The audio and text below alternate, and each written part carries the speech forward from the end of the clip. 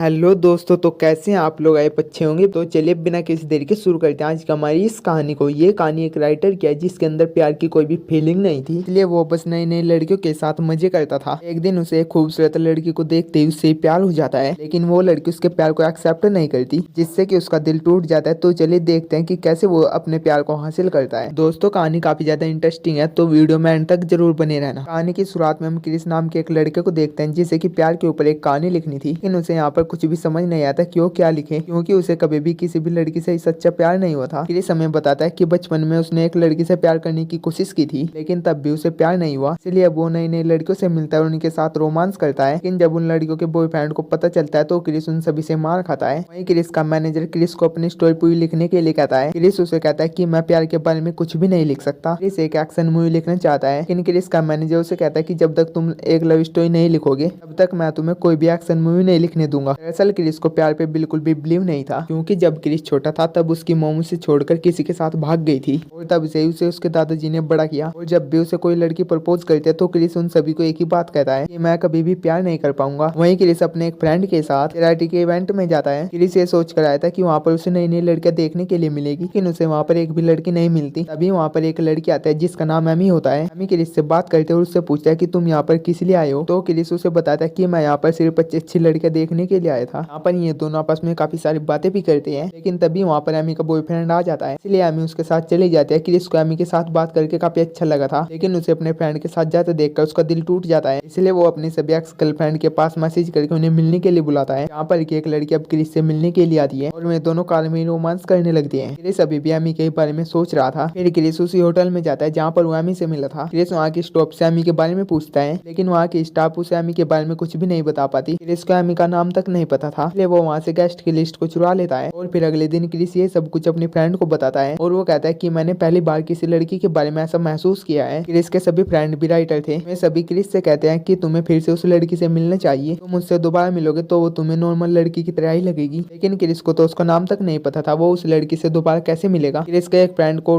Chris से कहता है प्यार वो नहीं होता जिसे लड़का और लड़की एक रूम में करे, प्यार तो एक दूसरे को महसूस करके किया जाता है। वहीं क्रिस भी प्यार को महसूस करने लग जाता है और उसे समझ में आता है कि यहाँ पर हर किसी के लिए कोई ना कोई तो बना है। फिर क्रिस घर पर आकर अपने दादाजी को सारी बात बताता है। दादाजी कहते हैं कि अगर तुम उस लड़की के बारे में इतना कुछ सोच रहे हो तो तुम्हें उस लड़की को ढूंढकर उससे दोबारा मिलना चाहिए, क्या पता वो लड़की तुम्हारे लिए स्पेशल हो। वहीं क्रिस को अब एक आइडिया आता है और वो सिटी में हो रहे सारे चैरिटी इवेंट की लिस्ट निकालता है और अपने फ्रेंड स्कॉट के साथ एमी को ढूंढने के लिए वहाँ पर जाता है, क्योंकि वो पहली बार एमी से चैरिटी इवेंट में मिला था। फिर क्रिस एक चैरिटी इवेंट में जाता है जहाँ पर क्रिस की मुलाकात एक बिजनेसमैन आदमी से होती है। बिजनेसमैन आदमी क्रिस से उसके बारे में पूछता है तो क्रिस उसे अपने बारे में बहुत ही बड़ी बड़ी बातें बताता है। अब क्रिस शायद चैरिटी इवेंट में जाकर परेशान हो चुका था, लेकिन उसे कहीं पर भी एमी नहीं मिली थी, इसलिए अब वो बस एक लास्ट चैरिटी इवेंट में जाने के लिए सोचता है। फिर जब वो वहाँ पर जाता है तो वो बिजनेसमैन वहाँ पर क्रिस को देख लेता है, इसलिए वो क्रिस को स्टेज पर स्पीच देने के लिए बुलाता है। वो क्रिस की बहुत ही ज्यादा तारीफ करता है। जब क्रिस स्टेज पर स्पीच दे रहा होता है वे उसे वहाँ पर एमी दिखाई देती है, इसलिए वो जल्दी से एमी के पास जाता है और उससे बात करता है। क्रिस एमी से पूछता है कि क्या तुम यहाँ पर भी अपने बॉयफ्रेंड के साथ में आई हो, तो एमी उसे कहता है कि नहीं, मैं यहाँ पर अकेले आई हूँ। अब ये दोनों बातें करते करते समुद्र के किनारे पर आ जाते हैं। एमी को लगता है कि क्रिस लोगों की बहुत ही ज्यादा मदद कर रहा है, क्योंकि वो हर चैरिटी इवेंट में आ रहा था। इसी तरह से ये दोनों आपस में बहुत ही सारी बातें करते हैं, लेकिन क्रिस यहाँ पर भी एमी को अपने दिल की बात नहीं बता पाता। वहीं अगले दिन क्रिस अपने फ्रेंड से कहता है कि मैं कल एमी को किस करने वाला था, लेकिन उसके एक बॉयफ्रेंड अब एमी भी वहाँ पर आ जाती है। क्रिस एमी के साथ शॉपिंग करने के लिए जाता है, यहाँ पर एमी क्रिस से कहता है कि शायद तुम मेरा पीछा कर रहे हो। तो क्रिस एमी से कहता है कि अब हम दोनों को मिलते रहना चाहिए। फिर एमी क्रिस से कहता है कि मेरा एक बॉयफ्रेंड भी है जिसे कि ये सब कुछ बिल्कुल भी पसंद नहीं है। फिर क्रिस एमी से कहता है कि हम दोनों दोस्तों की तरह तो एक दूसरे से मिल ही सकते हैं, तो एमी भी इसके लिए मान जाती है। वहीं क्रिस अपने फ्रेंड को बताता है कि एमी और मैं अब सिर्फ फ्रेंड है। क्रिस की दोस्त क्रिस से कहता है कि एक लड़का और एक लड़की कभी भी दोस्त नहीं होते, उनके बीच कोई ना कोई रिश्ता जरूर बन जाता है। वहीं क्रिस अब अली के साथ एक फ्रेंड डेट पर जाता है, जहाँ पर अली क्रिस से कहता है कि अगर हम दोनों इस तरह से एक दूसरे से मिलते रहेंगे तो हमारी बात आगे बढ़ जाएगी। अब एमी क्रिस की धड़कन सुनती है और वो क्रिस से कहती है कि तुम्हारे अंदर तो दिल ही नहीं है। मैं दोनों काफी देर तक म्यूजियम के अंदर घूमती है और अब अली का यहाँ से जाने का वक्त हो जाता है। अली क्रिस से कहता है कि मैं कल एक और चैरिटी इवेंट में जाने वाली हूँ, तुम भी वहाँ पर मेरे साथ आ सकते हो। लेकिन क्रिस को वहाँ पर नहीं जाना था,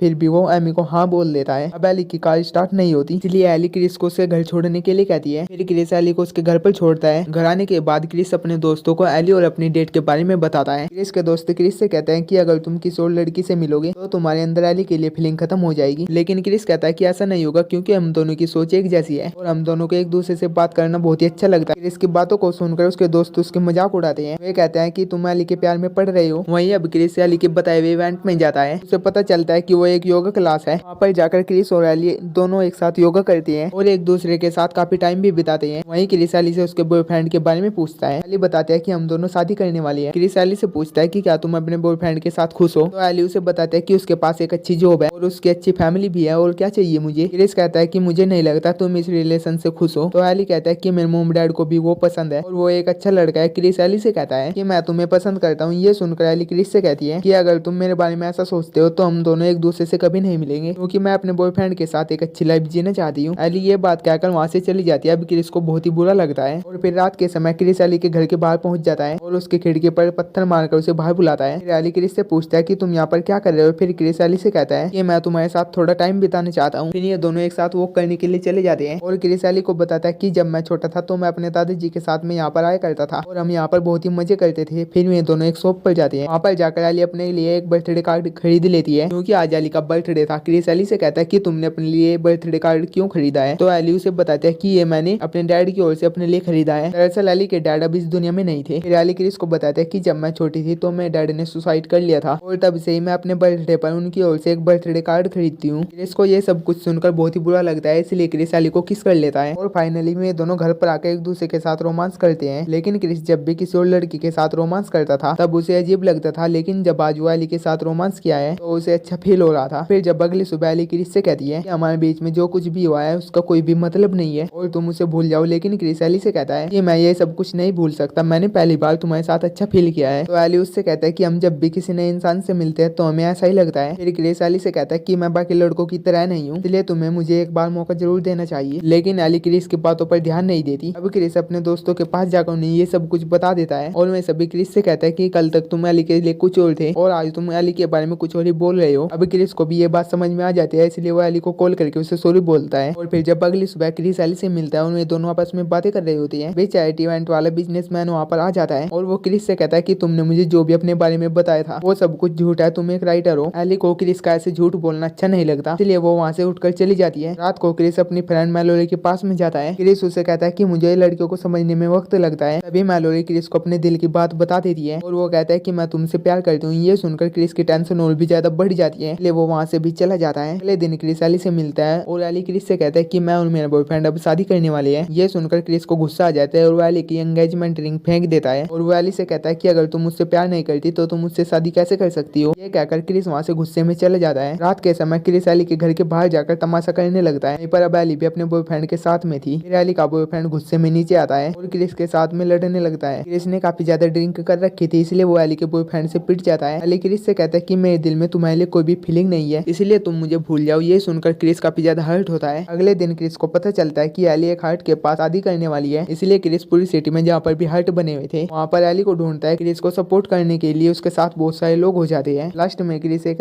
हर्ट के पास पहुंचता है जहाँ पर एक एली बैठी हुई मिलती है। दरअसल एली ने भी अपनी शादी कैंसिल कर दी थी। क्रिस एली से कहता है कि मैं तुम्हारी शादी में बहुत ही बड़ा हंगामा करने वाला था। फिर एली क्रिस को बताता है कि मुझे उसके साथ शादी करना अच्छा नहीं लग रहा। इसी तरह से ये दोनों आपस में काफी सारी बातें करती हैं और क्रिस एली को किस कर लेता है और इसी हैप्पी एंडिंग के साथ इस मूवी की भी यहीं पर एंडिंग हो जाती है। दोस्तों, अगर आपको मेरी ये वीडियो अच्छी लगी तो मेरी वीडियो को लाइक करके मेरे चैनल को सब्सक्राइब करना ना भूलें।